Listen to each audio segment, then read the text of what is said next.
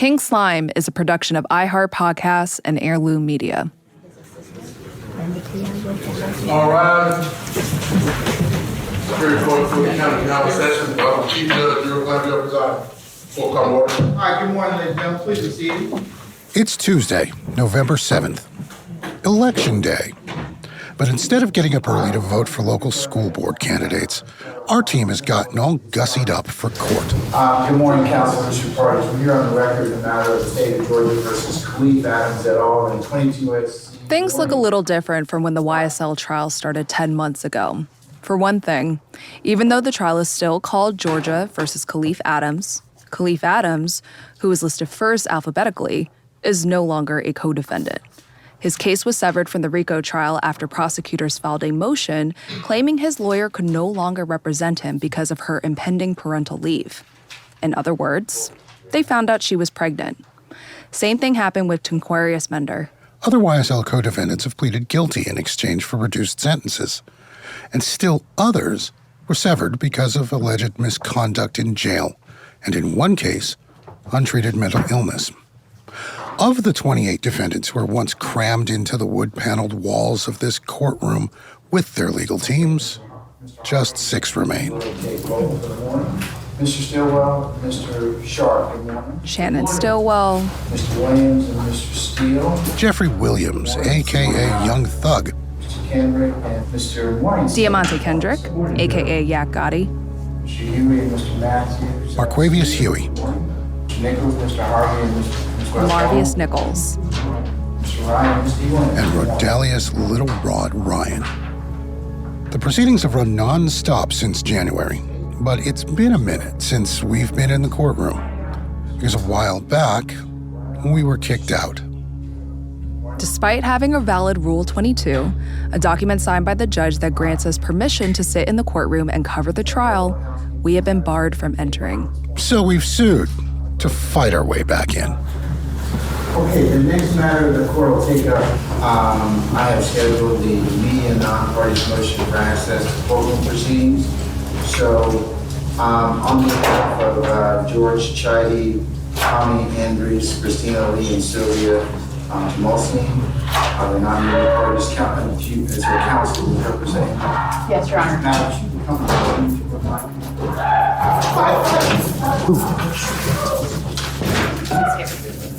I'm George Chidi. And I'm Christina Lee. And this is King Slime. The prosecution of Young Thug and YSL.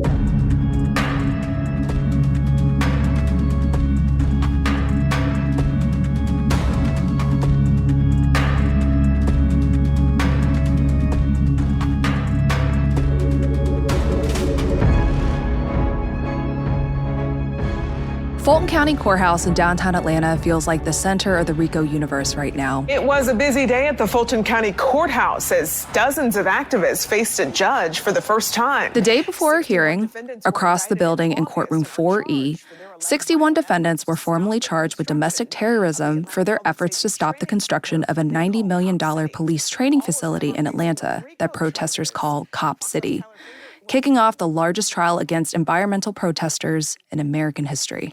I believe in and I value election integrity.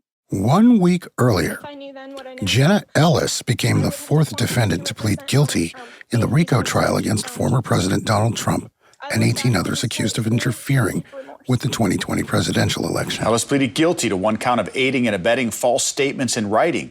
She was sentenced to probation, has to pay restitution, and perform community service. And the RICO trial against Rayshawn Bennett, a.k.a. the rapper YFN Lucci, along with 11 other co-defendants, was supposed to start earlier this year, but has been delayed. Bennett's attorney says after more than 2 years in custody, they are still waiting for a potential trial date. Because of all of this, while we're sitting in the courtroom on November 7th, and screams and commotion suddenly send sheriffs running for the halls, and the prosecutors are whisked away to a protective area, we aren't sure what to expect. Just remain in place, Mr. Sharp. Don't go anywhere. Please be seated. I chase the sheriff's deputies out of the courtroom and into the hall when the commotion begins. Turns out 2 people are in a fight on the elevator. I see one being pinned to the ground and cuffed for a scuffle, apparently unrelated to any of these cases. But the wave of panic that silences the courtroom is proof that this building is a powder keg that could explode with the smallest spark. All right, man, let's try this again. You want to go ahead, please? Ultimately, our lawyer is able to successfully argue our readmittance into court. And just in time, too. After 10 months, a jury of 12 has been selected. It consists of 7 black women, 2 black men, 2 white women, and 1 white man. I said this to you when you all came in months and months ago. Thank you for your patience and your continued patience that you have otherwise given us. An additional 3 black women, 1 black man, and 2 white men are alternates. The same week of our hearing, Judge Glanville ruled that lyrics can be used in the trial. And the basis for prosecutor's argument should sound familiar. In a motion filed the week before, the DA's office wrote, according to the defense's argument, had the Turner Diaries been read with background music, it could not have been introduced against Timothy McVeigh. Fonnie Willis made that same case to us months prior. What I tell you is, if you wrote a manifesto and then did those acts, that's good evidence. There's no different because you put a beat behind it. We mentioned at the top of the show that the number of YSL defendants have been whittled down to 6. As Christopher Sperry from the DA's office told us, this whittling down has all been part of the prosecution's plan. When I'm looking also at deals, one of the things is not necessarily always who pulled the trigger. What is the culpability and the age of the defendants, and who can I remove from this equation? And this does not happen. So, are these the 6 defendants who cannot be removed from the equation? It's sort of hard to say. But in this episode, we are going to focus on one of the first, and definitely most famous defendant to cut a deal and plead guilty in exchange for no jail time. Sergio Kitchens, also known as Gunna.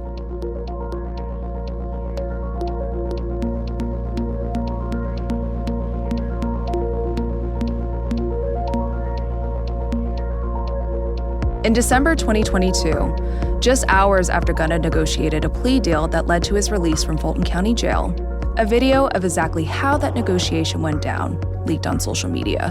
I became affiliated with YSL around 2016. Is that true as it pertains to you, Mr. Kitchens? Yes, ma'am. YSL is a music label and a gang, and you have personal knowledge that members or associates of YSL have committed crimes in furtherance of the gang. Yes, ma'am. You were present when That video quickly sparked fraught discussions over whether that Alford plea was an act of betrayal, where Gunna snitched on his biggest connections to the music industry. And do you acknowledge the following statement? I recognize, accept, and deeply regret that my talent and music indirectly furthered YSL the gang to the detriment of my community. YSL as a gang must end. Is that your statement or acknowledgement? Yes. Gunna's acceptance in hip-hop was put to question by some of his own industry peers, including Chicago rapper and past collaborator Lil Durk. If you a rat, you a rat. I looked into the camera and I told you, if you a rat, I fucking hate you. 'Cause I love Thug. What's life been like for the second most famous rapper in the YSL crew since he walked out of Rice Street? In order to understand the answer to that question, you gotta start at the beginning.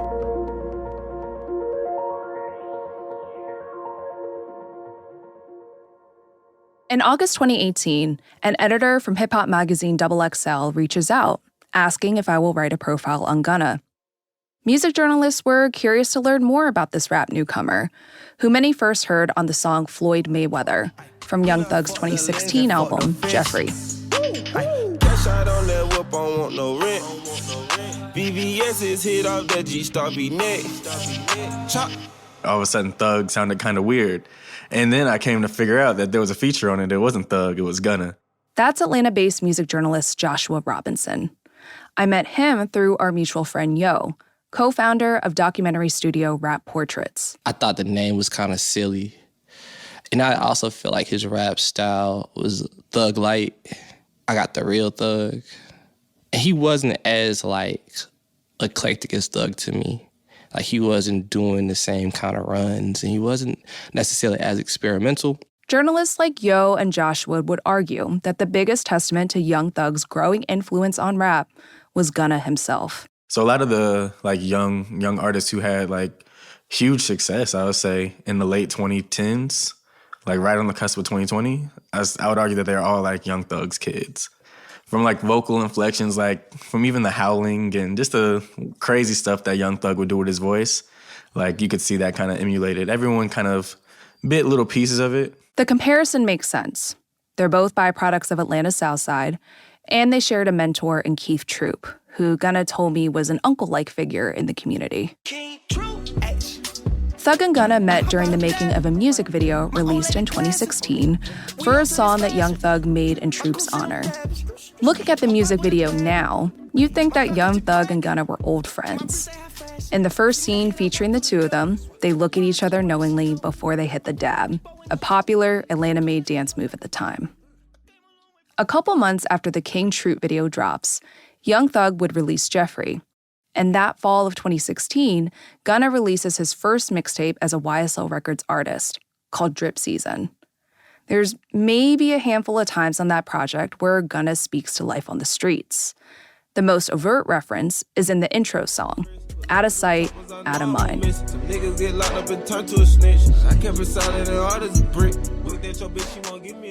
A verse like that sticks out today because some of Gunna's peers accuse him of turning into a snitch during the YSL trial. With Gunna, I don't know too much of his personal background story. Albany Beza is a hairstylist in Columbia, Missouri. But to me, it seemed like his early music, he was kind of telling the story of where he's came from and how a lot of that still kind of shows up. And even though he's now he's famous, people know him, he has money, a lot of his life circumstances have changed. But I think that he still kind of was partaking in things that he was doing before he had the fame and the money and all of that. And how it, I don't know if he ever really transitioned out of it. If there's a song off Drip Season that epitomizes how Gunna's music would go mainstream, it's Caught Me a Foreign. Once again, he features Young Thug, which is a flex in a music genre where high-profile features are major currency.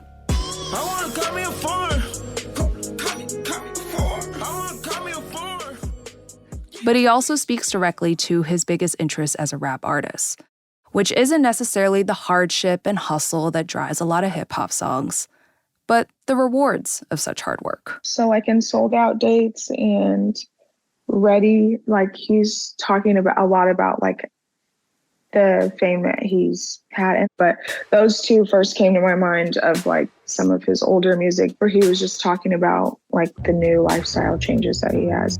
Just the fame and the money and all of that he came into now that he's an artist. Gunna's cool.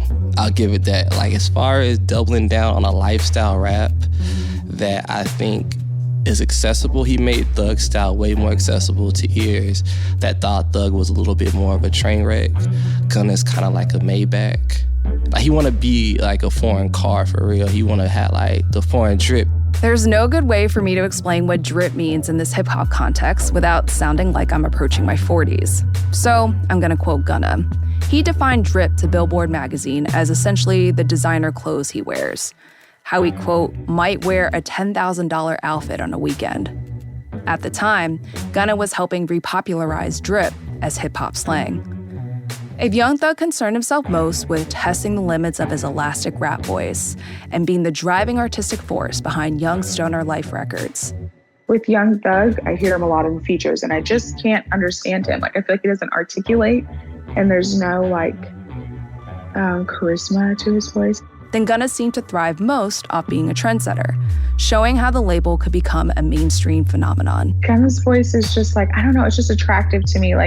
When he's rapping, it doesn't even matter what he's saying. It's I get in tune to his music because of his voice and the way that he can kind of go back and forth between R&B and hip hop. At the top of 2022, Gunna had yet another hit on his hands, Pushin' P.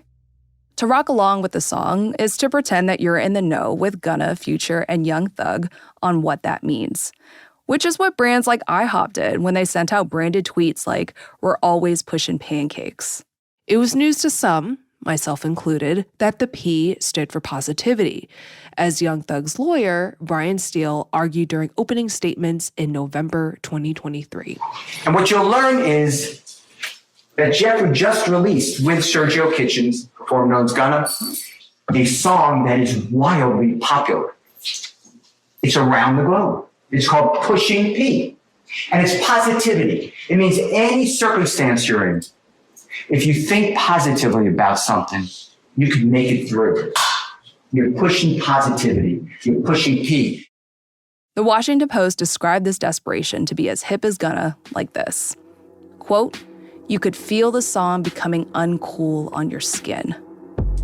Jordan Rose, a journalist for Complex Media, attributes all this to how mainstream Atlanta rap, with Gunna being a major poster child, had become. The Atlanta rap scene is the most dominant rap scene in the space right now. So I think the Gunna fan is similar to what Offset's fan is similar to, obviously a Young Thug fan, a Future fan. I think kind of interacting in this first Atlanta space of that kind of trap sound that they all operate in. So people who are trap leaning, I think, lean towards being fans of Gunna. Also, I think Gunna has really overtaken the youth. So I think, fans of Kai Cenat and fans of Twitch streaming and fans of, that space in the culture as well, often are also Gunna fans. I think Pusha P is a perfect example. Like, the phrase became even larger than the song Pusha P on the album. You know what I mean? You could probably not even know that that's a song if you just were on the Twitch space or the social media space. And I think that's like a great example of how the influence has spread beyond even the music. Nearly 1 year after the song took off, when news of Gunna's Alford plea began circulating, its title became a running joke. That fool is pushing please. If you're on Twitter, you kind of notice the first shifts of Free Thug, Free Gunna, that first initial run of, hey, I want to see the whole collective free. It was like the last camaraderie I've seen on Twitter, where we all felt like YSL was like our family, and we all wanted YSL out as a collective. And Gunna gets out with that video pretty much saying, YSL's a gang and how it needs to be disbanded. Oh, that was rough. That was a rough day on Twitter. That was a rough day. It was a rough day on Twitter. What were people saying? The yes ma'am was the yes ma'am the thing. Like, oh my God. It looked like betrayal. It looked like Julius Caesar getting stabbed by Brutus. It did feel like the Eyes of March. Like our version of the Eyes of March. Shakespeare could not have written a more tragic story than Gunna's video. Gunna's lawyer, Steve Sadow, tried his best to anticipate all this when he sent journalists a statement announcing the Alford plea. He stressed that nothing Gunna said during negotiations could be used against anyone else in court. But this was no match for public opinion. You don't need to go to law school to tweet about people in jail. You can just tweet, I'm sorry, but that's Twitter. You don't know sometimes who actually knows what they're talking about versus someone who is just talking. And sometimes the person just talking got more followers, got a louder voice, got a better way of tweeting. There's a savvy to how you can put something together on Twitter for it to go viral. And I feel like the viral tweets about Gunna all had rats in them. A lot of rat emojis.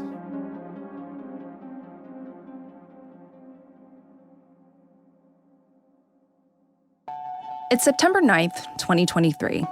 Jordan Rose is heading to Barclays Center in Brooklyn, New York. He's got a ticket to Gunna's first headlining concert in 2 years. But he tells himself to manage his expectations for the show that night. Jordan is curious to see how Gunna will perform. He's even more interested in how the crowd at Barclays will receive him. I tried to come in with as lowest expectations as possible just because I didn't know what the performance would be like in a general sense. And then you obviously add on all of these different, new obstacles that he would be facing. I thought it was interesting that he chose his first show to come back to be in New York. As a staff writer at Complex, Jordan has a broad sense of how the YSL trial is played out. I'm trying to stay as informed as possible in terms of everything that's happening. He was paying attention when Gunna was charged with conspiring to violate RICO in part of the initial 56-count YSL indictment. and he saw him walk out of Rice Street. Not to news cameras and a press conference, as Gucci Mane did when he himself was released from the same Fulton County Jail back in 2009. I can't wait to show the world why I feel that now that I'm free, ironically, I'm the most wanted man in Georgia. Not to a private jet, like the one that New York rapper Bobby Shmurda rode in with another Atlanta artist, Quavo, to celebrate his release. But to accusations that he betrayed a street code of conduct. Tweets with rat emojis circulated. And then there were the social media stunts. In one video, you see a bystander tossing wrapped slices of cheese at a black and white Mercedes-Maybach GLS. Leaving cheese for the rat. The video claims that this was the same SUV that drove Gunna away from Fulton County Jail in December 2022. In another video, a club goer shows a nightclub that's playing one of Gunna's feature verses. The man shooting the video loudly claims the club came to a standstill once Gunna's voice began blaring through the speakers. Then there were the critics on podcasts and radio shows. You're not pleading guilty to a RICO, right? You're not pleading guilty, and they're freeing you. That's a fact. He did something? This also wasn't the first time that hip-hop accused one of its biggest players of being a snitch, not even over the past few years. In 2018, rapper Tekashi 6ix9ine was arrested on racketeering, weapons, and drug charges. Prosecutors accused him of being affiliated with 9 Trey Gangsta Bloods. He could have been sent to prison for life. Instead, he struck a deal with prosecutors to become their star witness. I remember joking with friends that he should have been called Tekashi Snitch 9. What he had done just felt that blatant. Once Gunna took the Alford plea, though, 6ix9ine visited hip-hop commentator DJ Academics and seemed more than eager to deflect those accusations of being a snitch on someone else. Nowhere, no how in the transcript, the stenographer typing it up, did they say, yes, and we are a gang. They denied that, denied. Till Sergio fat-ass Kitchens went in that courtroom and admitted, I'm dead ass. But Joshua Robinson, the journalist from Atlanta, remembers how that charge was led by people who were actually close to Young Thug. You have YSL affiliates like Lil Got It, who's not even really a part of YSL, but he's like kind of leading the charge that Gunna is in fact a snitch. Lil Got It is an artist signed to Alamo Records, a Sony music imprint. But he at one point lived off Cleveland Avenue. And in the beginning of his career, he benefited from cosigns by Young Thug and, yes, Gunna. When Gunna left Fulton County Jail, Lil Got It charged him on Instagram with betraying, quote-unquote, family. So when Gunna gets out, there's like either no like fanfare or like sly remarks here and there on his story. I think Lil Got It was really big on his story at the time, if I remember correctly, because I was reporting on this. I had new hip hop like every day. So like, I think that he was like doing little shady stuff. And then when Funk got out, he's all buddy with Funk, and I think they're throwing shots at Gunna through Instagram as well. Funk is Young Thug's older brother, Quantavious Greer. He's another defendant in the YSL trial, who took an Alford plea just days after Gunna did the same. It's very, very much so just petty, like you a snitch, you a rat type stuff. What didn't help matters was the apparent disconnect between Young Thug and Gunna themselves. Here's Yo. At the time, Thug was still using Twitter right before Gunna got out. I don't know if people remember, but Thug was kind of active on Twitter. And not actively saying anything about the case or anything, but just kind of like tweets here and there. I have to mention the most bizarre example. 1 year after he was arrested in Buckhead, Young Thug tweeted at Olympic swimmer Michael Phelps asking whether he could, quote, swim 100 miles from the middle of the ocean back to shore. Back to what Yo was saying. He was casually tweeting. And when Gunna got out, his tweets stopped. Like, came to a halt. Like, Thug never, ever kind of came out and said anything about Gunna's situation, if he approved or disapproved. So Thug's quietness just made the issue louder. For 2 consecutive weeks in June 2023, the 2 biggest artists of Young Stoner Life Records released their first new album since being arrested. Gunna's was called A Gift and a Curse. The album featured a lead single where he accused DA Fonnie Willis of doing some quote-unquote sneaky shit. Then Young Thug released Business is Business. The cover art features him sitting in a courtroom, turning around to face the camera. Young Thug, Gunna's biggest champion leading up to the YSL indictment. his mentor, who had been featured on almost every Gunna album since the two met in 2016, doesn't appear at all on Gunna's Homecoming album. And while Young Thug managed to wrangle high-profile features like Drake, Future, Travis Scott, and Nicki Minaj, Gunna was nowhere to be found on Business is Business. The day that Gunna dropped, it could have been way cooler. He could have said business is business, and then he could have dropped a deluxe version of Gunna's album with Thug on it. And that would have been a completely different, that would have changed everything if that was the case. But he goes and drops his project with no Gunna feature on it and a whole bunch of hot, big industry people. The stacked track list seemed to signify the industry's support behind Young Thug. As for A Gift and a Curse, Gunna sounds isolated from rap's inner circle. A stark contrast compared to how his last album, DS Forever, was his most star-studded yet. J. Cole started to kind of become a meme for having no features on his album, right? But that was an anomaly, like, oh, J. Cole went double platinum with no features. But he's the only artist really doing no features. Most big name artists, part of it is having associations. Part of the reason why people go stream certain albums is I want to hear this rapper paired with this rapper. It's a big party. Like, it's kind of like a wrestling match. You don't fight yourself. You and there's The Rock versus Goldberg. People are tuning in for the spectacle.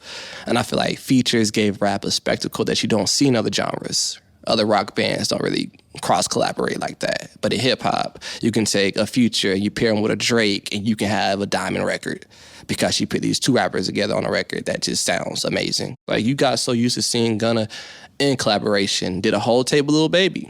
He's not an artist that seems selfish about, I only make music for me, by me. It always felt like he was a part of a larger conglomerate of collaborators. And this was the first time where there's no collaboration. So it was a bit of a shock. And you couldn't read it at first as if, did you make this album by yourself because you wanted to or because no one picked up the phone? You couldn't tell. A Gift and a Curse only features one of Gunna's go-to producers, Turbo. He's been loyal to Gunna, at the very least, since I interviewed both of them for XXL back in 2018. But it was still striking to hear how even producers appear to have distanced themselves from perhaps the biggest name on their resumes. 6 months prior to those release weeks, a Rolling Stone headline read, "The court screwed Gunna. Now he's being shunned by his peers." Upon first impression, A Gift and a Curse seemed to confirm this. But when the album comes out, it debuts as the third best-selling in the country, higher than Midnights by Taylor Swift that week. Gunna's album has since spent twice as many weeks on the Billboard album chart as Young Thug's. And although Young Thug's album originally unseated Gunna's from the top spot on the R&B and hip-hop albums chart, Business is Business charted for only 6 weeks. A Gift and a Curse charted for 20.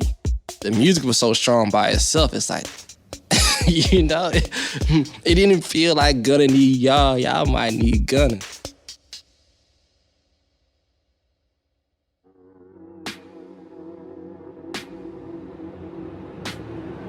Arriving at the show at Barclays Center in Brooklyn that Saturday night, Jordan Rose notices something immediately. I drove, I had to find parking. I found parking way down the street because this is when I first realized, this is gonna be crazy because I'm driving up and I'm hearing Gunna being played in the streets of Brooklyn. And I find parking a few streets down from Barclays. And so I'm walking, I see it's like a ridiculous line just to get into the building to check in. Jordan gets in, takes a seat, and watches the 19,000 others fill up quickly. The show is sold out. He begins talking to people sitting around him. The first guy says, "I'm from Baltimore." He was like, "This is my first time at Barclays Center." And I was like, "Wow, that's crazy." What he quickly realizes is that these aren't all NYC fans. I came up to someone else, and they were from Virginia. That theme persisted throughout the night. Gunna had only 2 shows scheduled in the US, one in Los Angeles and one in New York. So I feel like a lot of people on the East Coast weren't gonna make it to the LA show. So it was like, you had to really get here because it was the only chance to see him, especially because it was the first time back.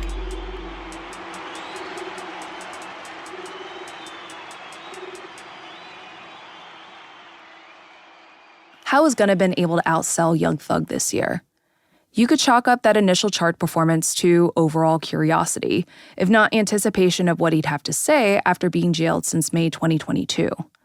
Press play, and the music feels weighed down by this palpable sense of obligation to acknowledge that, at the very least, this is a challenging time for YSL. The album's lead single is Bread and Butter, which calls out the DA's office and openly acknowledges the scorn he's received since leaving Fulton County Jail. Never get no statement or agree to take no stand on them. Or whatever you niggas on it, trust me, I'ma stand on it. Lawyers and the DA did some sneaky shit, I fell for it. Here's Yo. I wouldn't even say you played it safe. You played it smart. He didn't feed into it too much. I feel like there's things that he referenced on the album, like I think Bread and Butter. Yep. Where he kind of like alludes to some people like changing sides and not necessarily like being on his side, but he doesn't really call nobody out by name. He doesn't pick fights. You know, he sort of just expresses how he feels from his end. I think Gunna sounds disappointed largely at people thinking that he would do something to Thug, to betray Thug or betray the people he came up with. And I think he also expresses how hard it was to kind of just be sitting down for so long. He's lost a year of his life. That's a hard thing to do for anybody, for any reason. But Bread and Butter isn't the reason why Gunna has been dominating the Billboard charts in the year of hip-hop's 50th anniversary. It's only a part of Gunna's continued success in a year where rap's share in total music revenue has been dwindling.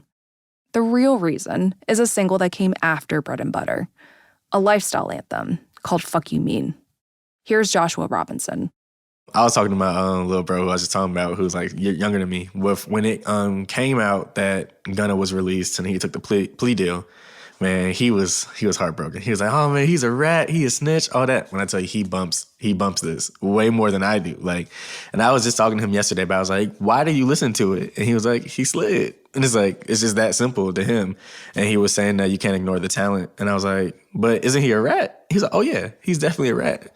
He's definitely a rat." But like for him, I think he said that more. It's not a moral issue for him to listen to the music. So he doesn't feel like he's betraying those like snitching like standards by listening to the music. It would be different if he was like, I guess, rocking with him personally. But yeah, it's complex. I guess people are just deciding to ignore it a little bit for their musical enjoyment, I guess. Okay. And you said he was 3 years younger than you, so how old are you? So I'm 25, he's 22. Okay. Yeah. Okay, So he's outside for real, and way more outside than me. And yeah, I'm telling you, when Fuck You Mean came out, like that was his shit. Like it's crazy. It's the whole mixtape. He still listens to it to this day too. Cause it's like, how many months is it now? Has it been? It came out in the summer. Yeah, that's nothing holds his attention that long. So. Fuck You Mean has been so successful that it topped the US Spotify charts and remained a mainstay on the platform's major playlists, even months later. It's also become Gunna's first solo single to top several Billboard charts. No features, no problem. Billboard reported that the song first took off on streaming before radio inevitably caught on. It doesn't remark on how unlikely the song's rise to platinum sales has been to become Rap Song of the Summer, all just a few months after the snitching conversation bubbled up, and many months before the YSL trial will be over. So maybe those snitching conversations were besides the point, in at least this day and age. Rap has long been associated with gritty realism, but that's far from the appeal of all rap artists. There's this question about whether even street cred was even the larger point of Gunna's appeal. That was something that I've always been thinking about. It was like, did we look to Gunna for stuff like this? Or, to like abide by this quote unquote code, right? Yeah. And I think Gunna's music up until that point was like clothes and drugs. Like, I think he was very vibey. I don't think, unless I'm just having like a blank in my mind, I don't remember necessarily hearing like overly street things. And like Drake talks about street things. So like if Drake can talk about it, you know what I'm saying? Like it's like a base layer that some artists may do. But like, I don't think anyone thought that Gunna was that guy in the streets, like ever. Jay-Z said it best when he was dissing Nas on Takeover. And he was like, you're rapping about things that are happening around you that you're not actually doing. And I think that's what a lot of rappers pull from. to relate to more people. Like, I mean, Drake on his new album has a song where he's like, you shot him in daylight. And like, we know he's not talking about himself. Like, Drake's not shooting anyone in daylight. And I mean, he may not even be talking about an actual person, but it's like that connection there. But it's like, we don't take it seriously. And I feel like it was the same way with Gunna. Like, I don't think anyone would have expected Gunna to be a street guy. That is, says Jordan Rose, until Gunna's listening audience was told to hold him up to that expectation.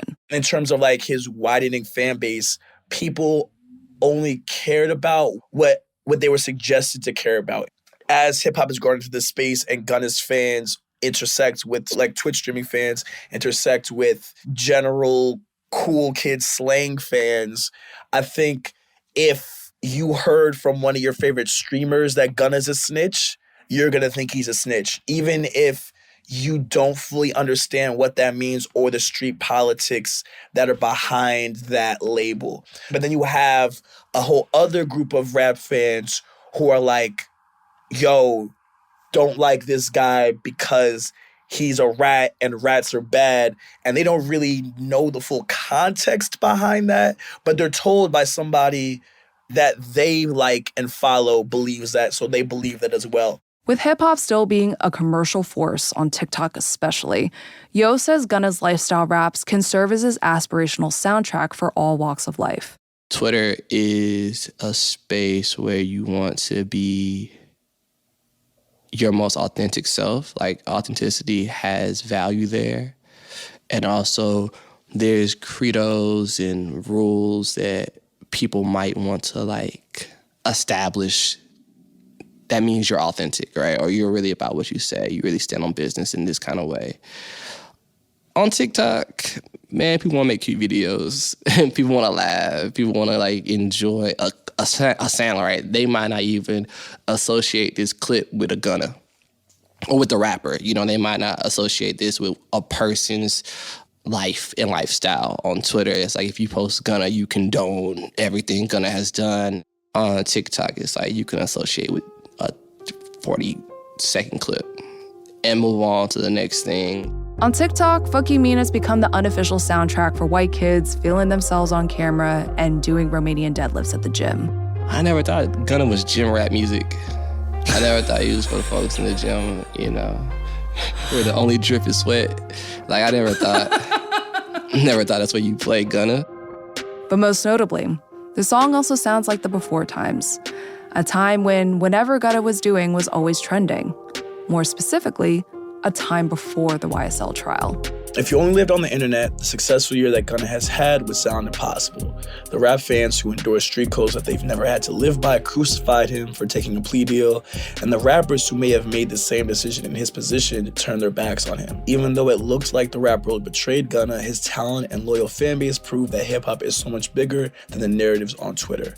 People lie, the internet lies, but the music sure doesn't. That's what Jordan Rose wrote to conclude his review of Gunna's first concert in 2 years for Complex. He remembers the moment those thoughts first came to mind. We ran through all of his, biggest songs from all of his old albums. He had a Young Thug segment where he did all his songs with Thug. At one point, the screens to Gunna's left and right read "Free Jeffrey" in all caps. But then it wasn't until he got into Gift and a Curse, which I think, is a much more emotional album. He really responds to or talks about what his experience has been like since he's been released and all of the emotional trials and tribulations he's been through. And it was just seeing, the audience, especially in the GA section, the standing GA in front of the stage, knowing every single word, even to the songs that on the new album that aren't popular. One song that has yet to be released as a single, and who knows if it ever will be, is the album's last track, All Right. It's where Gunna tries his best to feel hopeful about the future, though, as he admits, it feels challenging. Y'all talk to my dog, just tell him I miss him. Wonder why this pain ain't killing my rhythm. She was just not evident.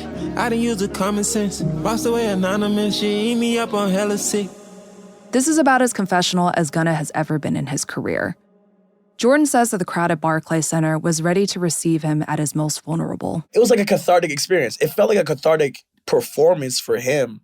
But then to see that cathartic performance be matched by a crowd rapping every word to this song about you talking about people not messing with you anymore because they think you're a rat, and people thinking you turned your back on your best friend without knowing the full context of the situation. To have fans who might have been included in that group that he's rapping about earlier in the year, to still be so loyal to him, to like know these words so well.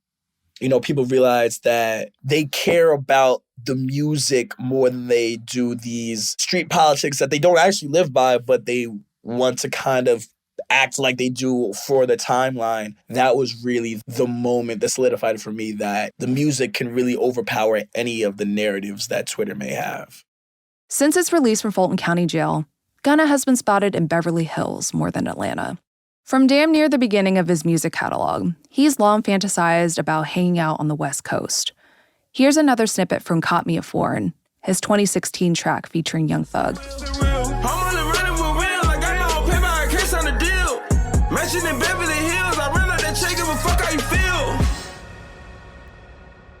Years later, in A Gift and a Curse, Beverly Hills is where Gunna sounds the most free. My personal favorite moment is that transition from Fuck You Mean to another song called Rodeo Drive. I've run both songs back to back for those few seconds alone, especially while driving around in Atlanta.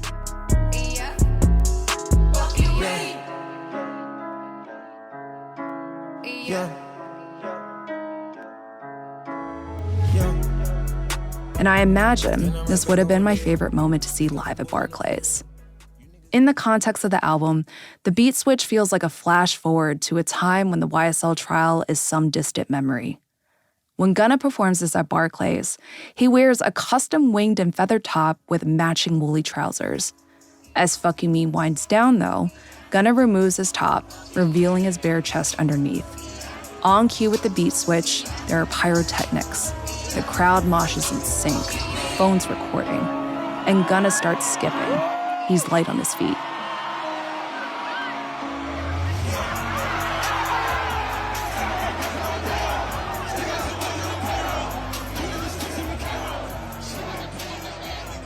In his concert review, Jordan Rose was impressed by Gunna's return to the stage, most notably because of where it took place.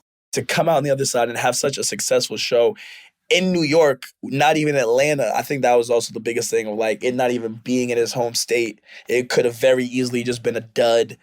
I think all just plays into how Gunna's ability and his talent overshadows what people think they should think about him. But we couldn't help but wonder whether a show like this was possible in Atlanta.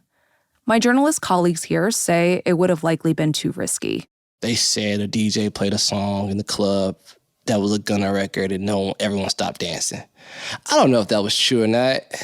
You know how you can make things look. But there was always this feeling that Atlanta had yet to re-embrace Gunna completely. And again, I don't know. I feel like when I'm out, I haven't felt his presence in the same way that I feel his presence online, through the influencers on TikTok, or his influence in conversations like this where we're kind of trying to understand where he stands now. And I think that it still weighs on what he's able to do. He's not out of the clear in that sense yet, and especially here. So I think that there's something that Atlanta is still kind of processing. Even if he thinks it's cool, there's enough debate going around on if he's a snitch or not. No rapper is safe. I don't think any artist should willingly put themselves in danger like that, because it doesn't even have to be someone from YSL or someone who's affiliated with YSL. It could be someone who just feels like they got something to prove or want to go viral, and now R.I.P. Gunna, The other thing I think about, too, is, he got probation, which sounds to people like nothing, but probation is actually a big deal especially when your entire social network is indicted with RICO charges. I mean, you cannot associate with a convicted felon if you're on probation, for example. That's King Slime producer Tommy Andres. That's a big deal for some of these guys, right? You almost have to get away in order to not run the risk of violating your probation in some way. And that may be why we haven't heard Young Thug say anything about Gunna as well, because I know that, like you said, that in the plea, he's not allowed to even contact Thug. So I don't know what that looks like. But on the same hand, he's saying he's having banners that say Free Thug at his sold-out concerts. So I don't it's weird. I don't know how they're allowed to tiptoe around these things, but speaking of probation, Funk got arrested again because he violated his probation after taking that Alford plea, so. After Young Thug's older brother Funk violated the terms of his probation in summer 2023, he was sentenced to 9.5 years in prison. So it's real, they will take you back. And with that sort of threat looming large, Joshua could see why Gunna's first concert in 2 years wasn't a proper homecoming. I've been having a hard time saying that Atlanta's the capital of hip hop still. Like, I think undisputed, like it probably since 2014, it was Atlanta, no doubt. No one sustained it as long as Atlanta has, and even how it's become a hub for people to move here to make it in music. Like, you got people like Yeat and Jack Harlow making it off of the connections that they made in Atlanta. What happens when all these major players are gone, and what happens when Future's just like, you know what, I'm gonna do a Drake, I'm gonna bow out for a little bit. I'm gonna disappear, I'm gonna let y'all handle it. I don't know if the infrastructure's strong enough here for that to continue without the people like Thug and Gunna. Like I said, Gunna moves away and doesn't ever come back to Atlanta. Maybe he stays on Rodeo Drive, you know? Maybe he's just constantly in LA. I wonder what that looks like. I could see this being the shift to somewhere else. And that may be a good thing for the genre. It may be time for like new sounds, new ideas. It could be a beautiful thing, but right now it's kind of like bittersweet.